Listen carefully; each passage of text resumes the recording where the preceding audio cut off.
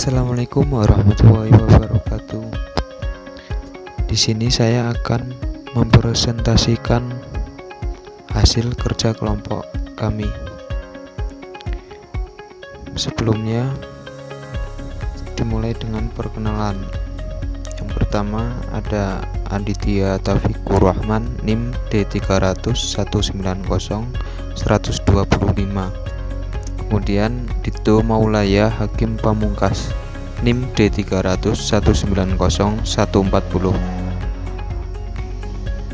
Kemudian Fredo Bramasto, NIM D300 190 123. Selanjutnya Mukti Maulana Anaji, NIM D300 190 118. Yang terakhir Nur Muhammad Asrori Hanafi Asnan, NIM D300 190 154. Di sini saya akan mempresentasikan penerapan nilai Pancasila pada bidang ilmu dan profesi dalam kehidupan sehari-hari. Dimulai dari latar belakang. Pancasila merupakan satu kesatuan dari sila-silanya, harus merupakan sumber nilai, kerangka berpikir serta asas moralitas bagi pembangunan ilmu pengetahuan dan teknologi.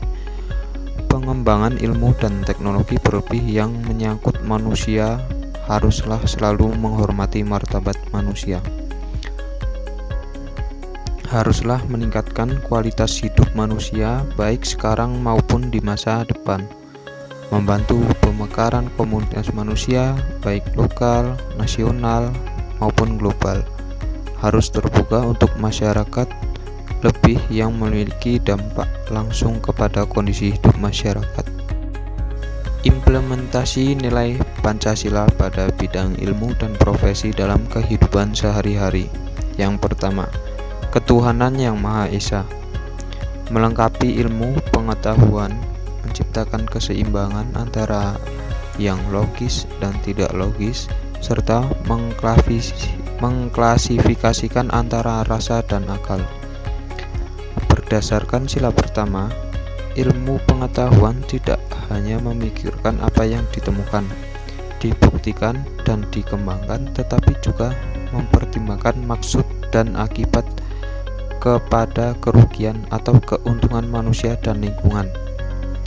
Sila pertama menempatkan manusia di alam semesta bukan sebagai sentral, melainkan sebagai bagian yang sistematika dari alam yang diolahnya. Contoh, melaksanakan pekerjaan. Kedua, kemanusiaan yang adil dan beradab. Memberikan dasar-dasar moralitas bahwa manusia dalam perkembangan ilmu pengetahuan haruslah secara beradab. Ilmu pengetahuan adalah bagian dari proses budaya manusia yang beradab dan bermoral. Oleh karena itu, perkembangan ilmu pengetahuan harus berdasarkan kepada usaha-usaha mencapai kesejahteraan umat manusia. Sila ini menuntun para kaum berilmu kepada arah pengendalian berilmu. Ilmu dikembalikan kepada fungsinya semula, yaitu untuk kemanusiaan, tidak hanya untuk kelompok dan lapisan tertentu. Contoh, bersikap adil dengan tidak membeda-bedakan sesama rekan kerja. Saling. Yang ketiga, persatuan Indonesia. Memberikan kesadaran kepada bangsa Indonesia bahwa rasa nasionalisme akibat perkembangan ilmu pengetahuan dapat terwujud dan terpelihara. Persaudaraan dan hubungan antar daerah tetap dapat terjalin karena kemajuan dalam bidang pengetahuan dan teknologi. Contoh, tidak membeda-bedakan teman di tempat kerja, seperti asalnya dari mana, sukunya dari mana, agamanya apa, serta belajar menerima setiap perbedaan tim yang ada di tempat kerja. Yang keempat, kerakyatan yang dipimpin oleh hikmat kebijaksanaan dalam permusyawaratan atau perwakilan. Memberikan kesadaran kepada bangsa Indonesia bahwa rasa nasionalisme akibat perkembangan ilmu pengetahuan dapat terwujud dan terpelihara.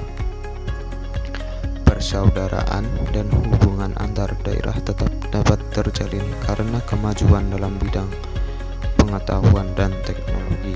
Contoh, biasakan untuk bermusyawarah dalam menyelesaikan masalah dan melaksanakan segala aturan maupun keputusan bersama dengan ikhlas dan penuh tanggung jawab. Yang terakhir atau kelima, keadilan sosial bagi seluruh rakyat Indonesia. Pengembangan ilmu pengetahuan dan teknologi harus menjadi keseimbangan dan keadilan dalam kehidupan manusia, yaitu keseimbangan dan keadilan dalam hubungan antara manusia dengan sesamanya, manusia dengan penciptanya, dan manusia dengan lingkungan di mana mereka berada. Pengembangan ilmu pengetahuan yang berkeadilan harus dapat teraktualisasi dalam pengelolaan kekayaan alam sebagai milik bersama bangsa Indonesia untuk kemakmuran rakyat. Contoh, seorang pemimpin harus bersikap adil seperti memberikan pujian kepada karyawan yang berprestasi dan menegur atau menasihati karyawan yang malas atau tidak menjalankan pekerjaan. Presentasi dari penuh hati serta peduli terhadap seluruh anggota. Wassalamualaikum warahmatullahi wabarakatuh. Sampai tertinggi.